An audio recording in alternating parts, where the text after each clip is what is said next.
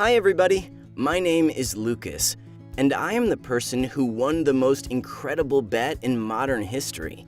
I survived completely alone without internet for a year. My university has always been special because of its creativity and good sponsorship. Getting into it automatically for study meant not only a great diploma and great prospects for the future life, but also the unforgettable years of study itself. The psychology courses, medicine, and engineering were somewhat amazing. And if our technicians just regularly invented something, licensed and moved the world into a cyberpunk future, doctors constantly studied some medicines, treatments, and rare diseases, sometimes even on themselves. Psychologists were totally free to choose any topics. I'm studying to be a psychotherapist, by the way.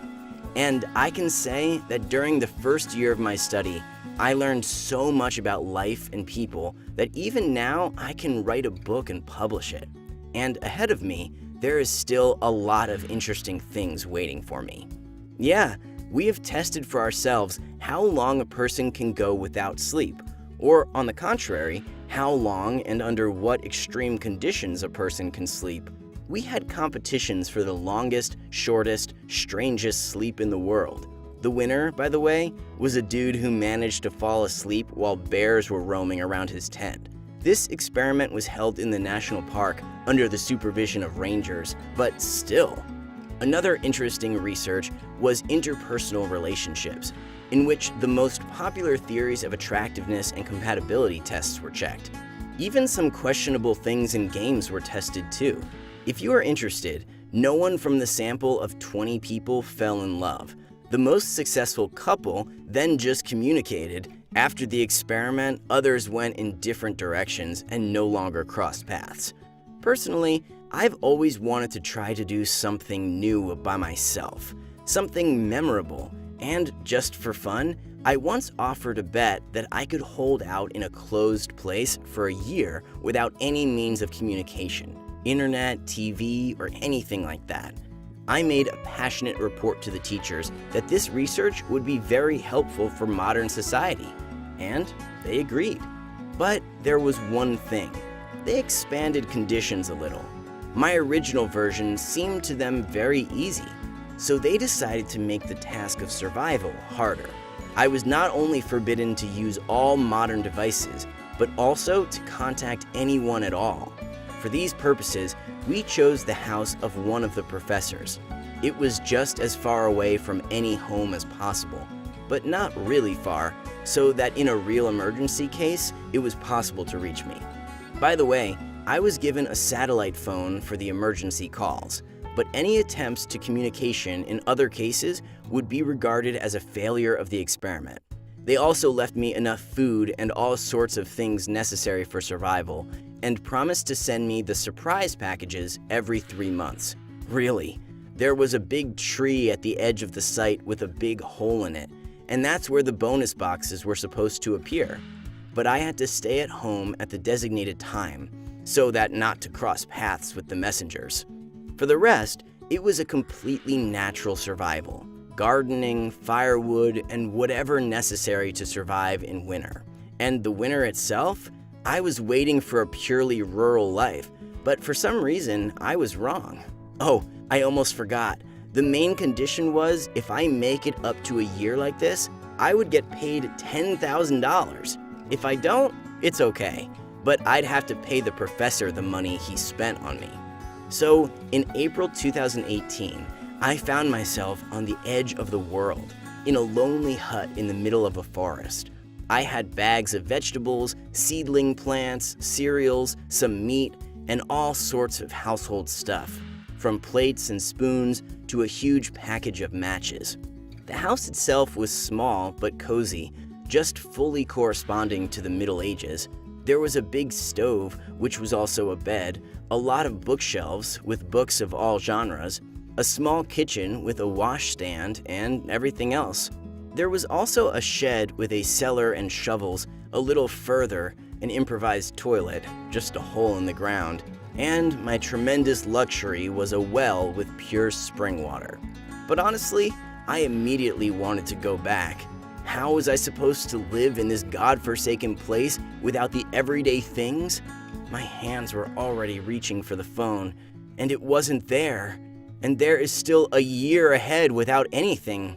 But then I remembered I was always a fighter in my life, and at least I decided to try. In the end, if you stop everything too early, the amount of payment would not be too traumatic.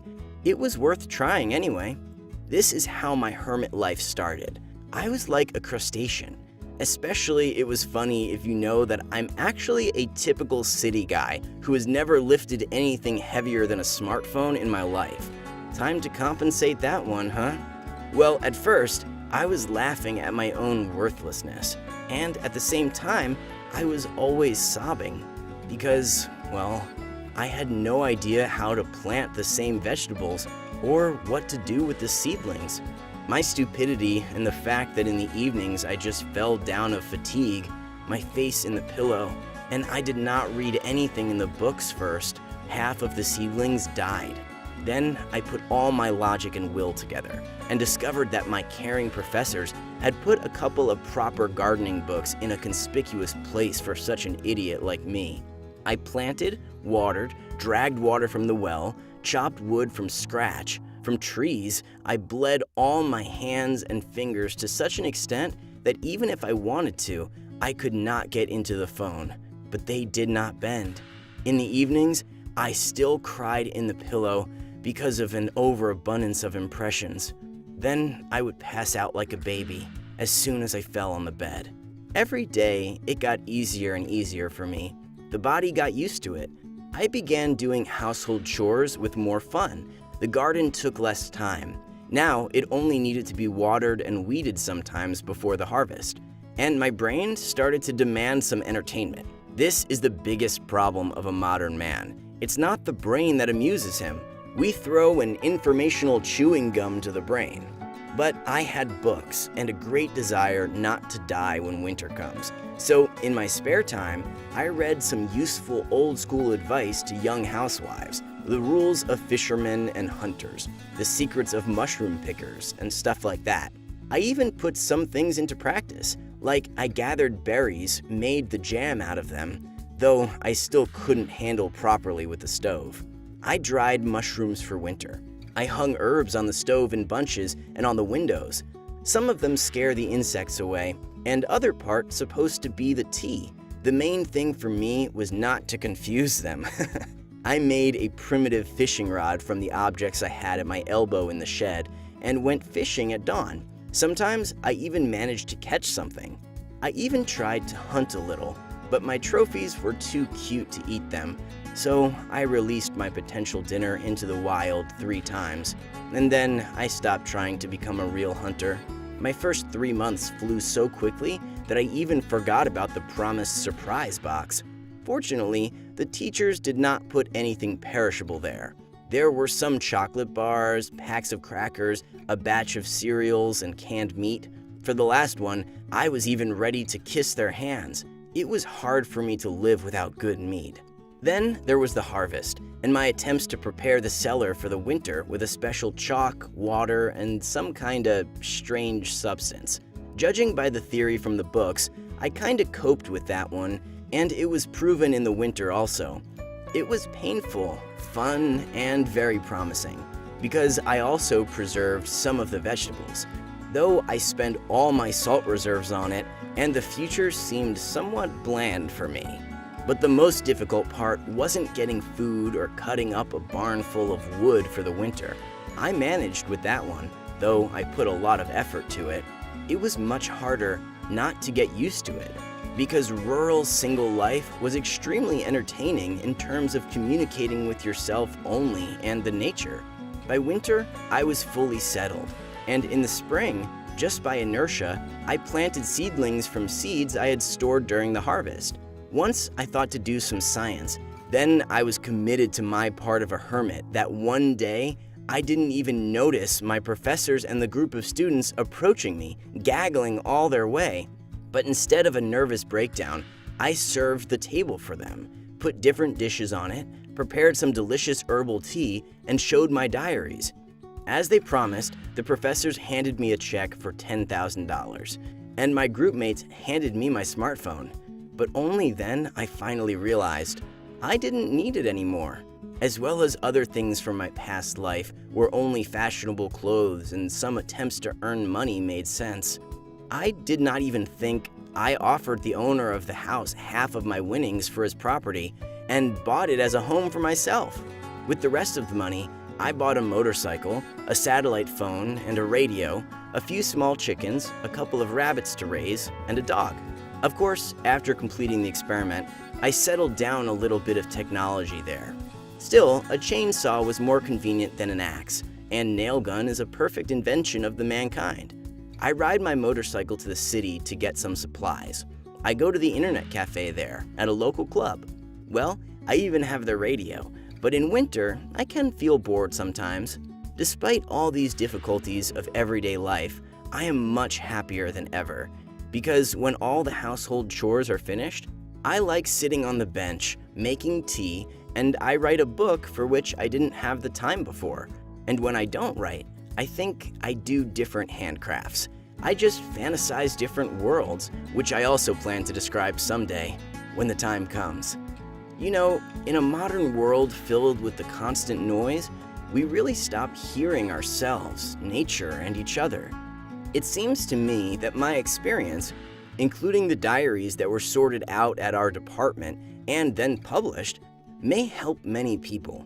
Depression, stress, and the unwillingness to live all can be cured by surviving in the open air. I advise everyone to try to get away from the city at least once, but do it honestly. No phones, no laptops, gadgets, and everything that may prevent you from merging with nature. It would be perfect if you stay there alone, but you can also be with someone you trust.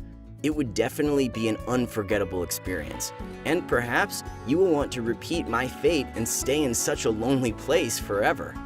Write in the comments what you think of my story. If you did something like this before, share your experience. Show the video to those who might need it. And don't be afraid of loneliness. The thing that speaks to you when there is silence around is just your own inner voice. Or schizophrenia if you're unlucky. Kidding. Thanks for watching.